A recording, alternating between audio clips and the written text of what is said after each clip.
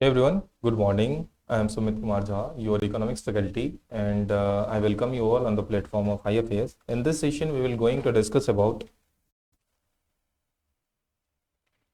नीति आयोग.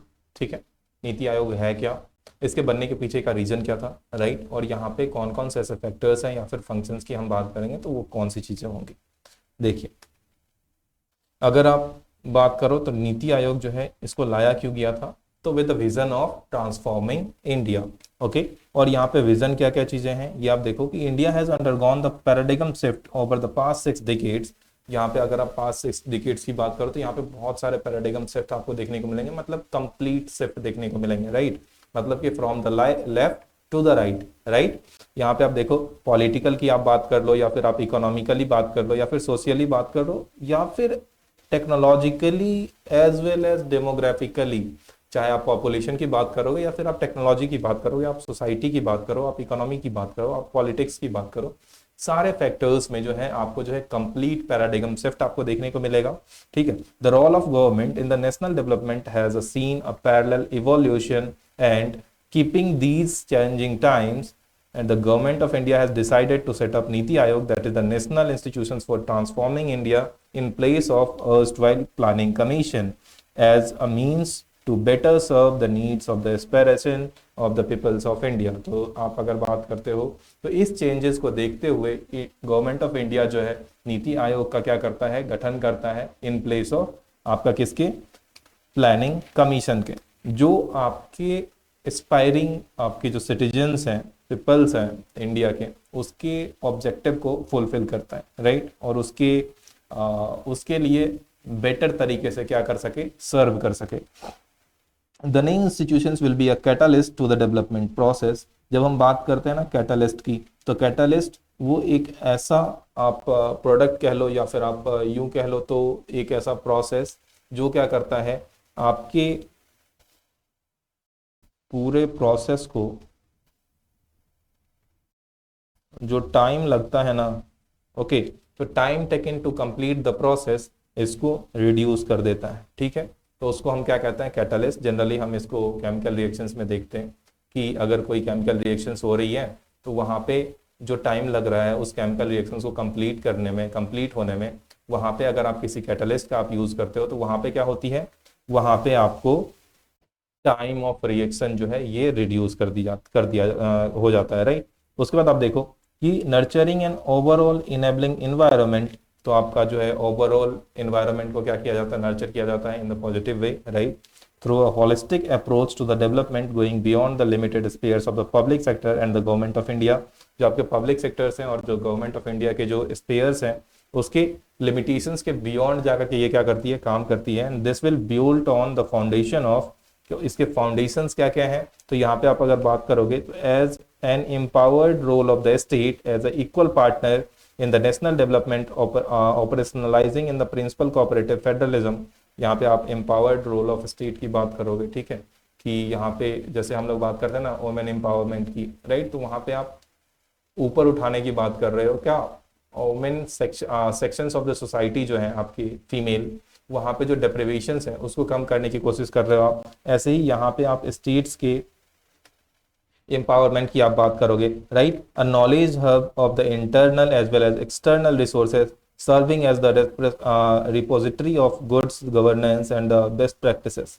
आपकी जो good governance है इसके लिए और बेस्ट प्रैक्टिसेस के लिए यहाँ पे आपको जो है इसमें वर्क आपको देखने को मिलेगा, right. And a think tank offering a domain knowledge as well as strategic expertise to all levels of government. हर एक लेवल पे, चाहे आप लोकल लेवल की बात कर लो या फिर आप स्टेट लेवल की बात कर लो या फिर आप सेंट्रल लेवल की बात करोगे, यहाँ पे नॉलेज का जो डोमेन होगा, राइट, यहाँ पे क्या होगा, आपका स्ट्रेटेजिक होगा. यहाँ पे सारे के सारे एक्सपर्टाइज लोग जो होंगे ये बैठेंगे, right. A collaborative platform for facilitating the implementations.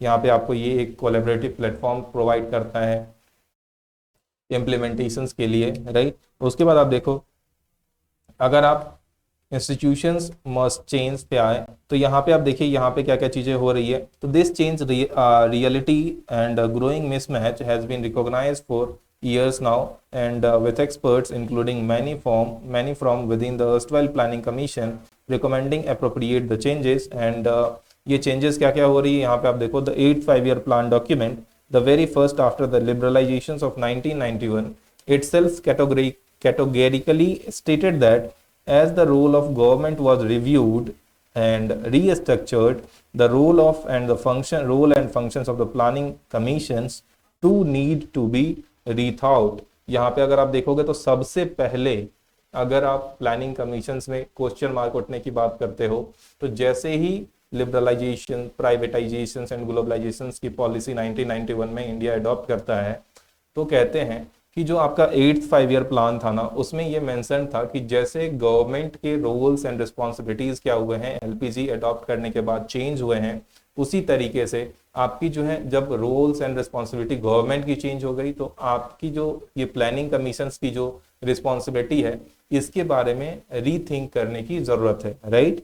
फिर आप देखो, the planning commissions needed to be reformed to keep up with the changing trends. आपकी जो प्लानिंग कमीशंस को क्या करना है, रिफॉर्म करना है।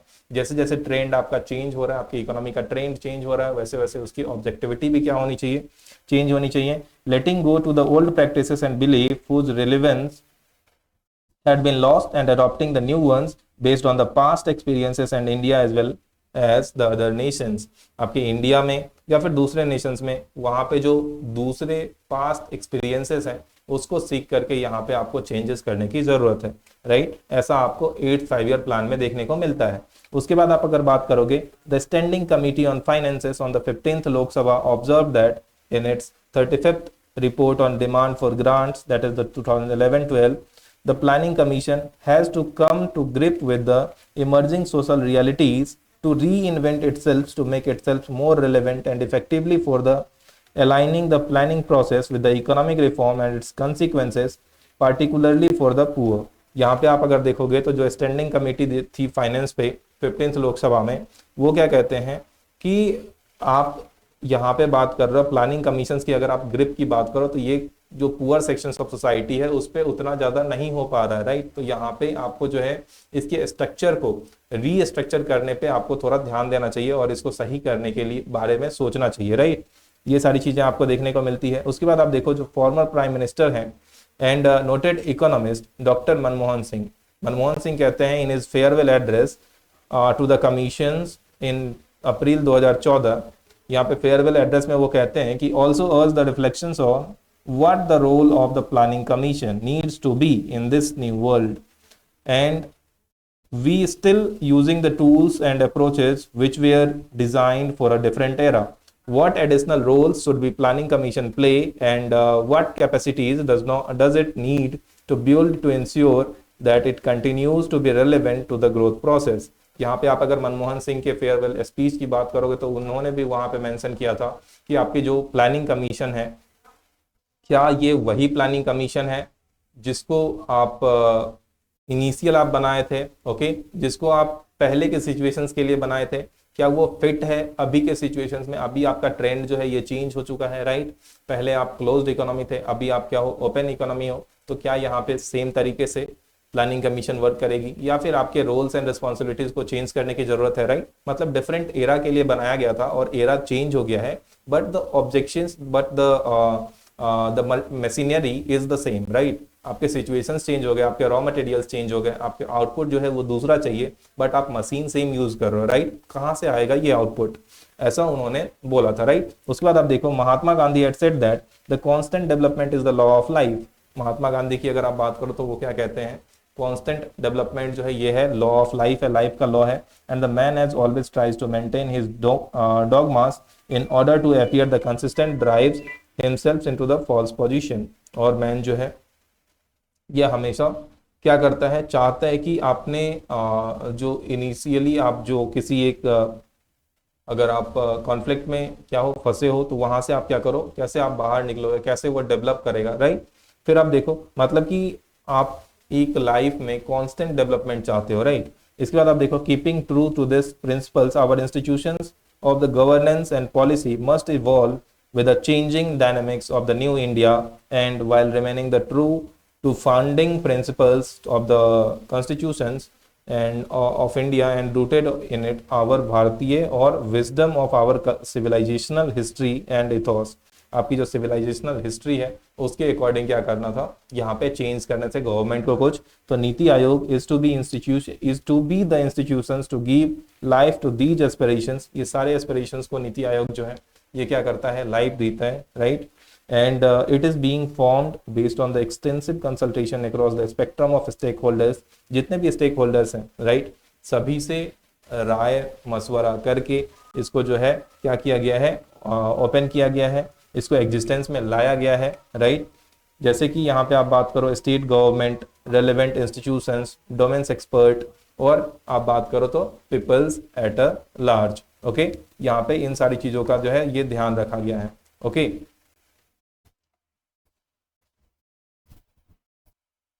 तो इस सेशंस में हम लोगों ने देखा कि कैसे आपकी इंडिया में जो है चेंजेस जो है ये देखने को मिलते हैं, और साथ ही साथ इस चेंजेस से आपको जो है क्यों इंस्टीट्यूशंस को चेंज करना चाहिए, इसके पीछे के लॉजिक को हम लोगों ने देखा कि ये नीति आयोग अगर आया तो उसके पीछे का हिस्ट्री क्या है, एट्थ प्लानिंग जो है 8th 5-year प्लान ये क्या कहती है। मनमोहन सिंह जब आपकी फेयरवेल स्पीच दे रहे थे तो वहां पे भी मेंशन किया था प्लानिंग कमीशंस के कमियों को, राइट।